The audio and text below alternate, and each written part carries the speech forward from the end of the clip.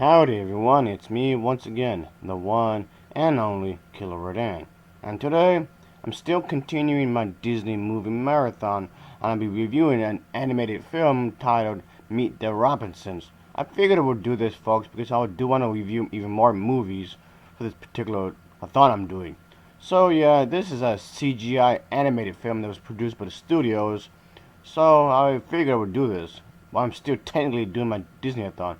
But of course, as usual, I do have to talk about the plot of this particular animated flick, and let's dive right into it, shall we? Oh yeah. We get to see that the character is this young 12-year-old boy whom is this inventor at this orphanage whose inventions have been scaring off potential parents, so to speak. So because of that, I guess you can say that he does decide that his mother, whom pretty much abandoned him at the orphanage as an infant, is the only one whom ever truly loved him and works on a machine to scan his memory to locate her. So, taking his memory scanner to his school science fair, our main character meets up with this 11-year-old boy who is really mysterious and claims to be a time cop from the future, so to speak. So yeah, there's a time travel element attached to this particular movie. I was always a fan of time travel movies, folks, but this character claims that maybe there's something that could be of interest, so to speak.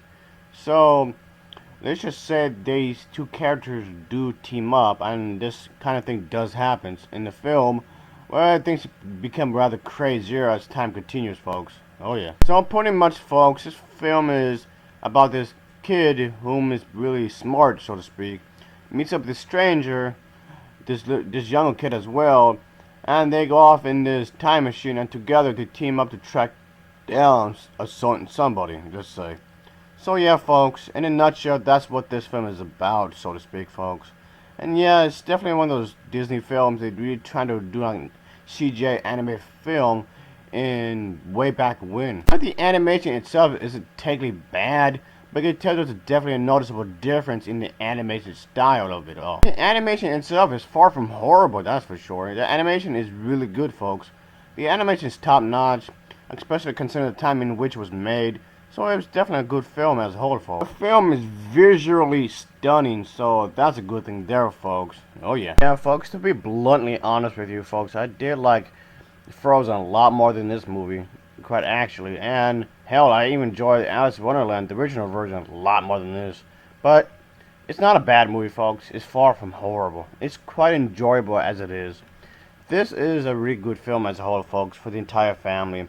So yeah, it does somehow bring together the good mixture of these humor, eye-popping visuals, and honest to goodness, emotional detail of the characters and whatnot.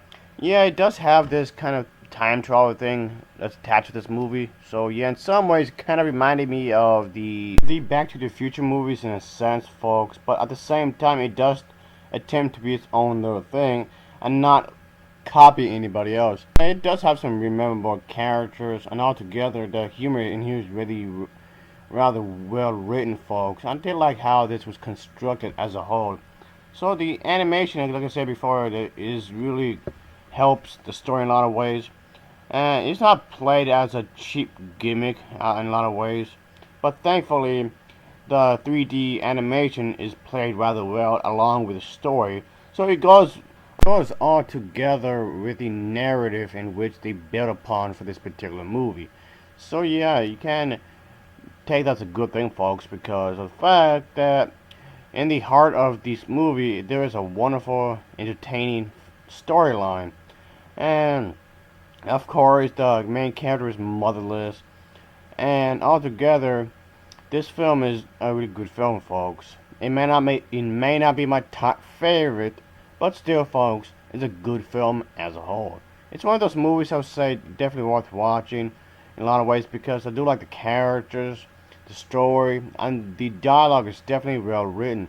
Even the delivery of the dialogue wasn't too bad. The voice acting from the actresses and actors did a really good job as a whole, folks. I did like that. So it's definitely a good thing there. I'll say that check this film on Blu-ray or DVD or those combo packs whenever you do have the chance. So yeah, if you have not seen this film as of yet, oh boy, you're in for a treat, folks. Even though usually I do tend to avoid family movies like The Plague because I really don't care for them that much, but this is one of the few family movies I did enjoy. So yeah, folks. Also, I picked up a copy of this movie, and there's like lots of good things I can say about this film. That's really good. The scenery was really nicely constructed, folks. The scenery was really nicely done. The scenes do come off like they were done as a professional artist and not some. This is definitely one of those Disney animated films they don't talk about that often, which is unfortunate because this movie is nowhere near that bad, really. It's quite enjoyable. Okay, it's not my top favorite Disney film, but it is actually really good. um, I guess you can say it was not done poorly as a whole. Yeah, it is not really amateurish, folks. This is definitely not amateur hour as a whole, so that's a good thing there. I really do like that as a whole. I was thoroughly entertained by this movie, folks, and it did his job, what it's supposed to do. So I can say the colors are really nice, folks. The colors are not overly done. Do not. It's not overly goofy. I mean, this film does get rather silly here and there, folks, but it doesn't go up to the point where it ruins a movie. I know kids movies that do it tend to get overly goofy just to be entertaining, but thankfully it doesn't go that far, of course.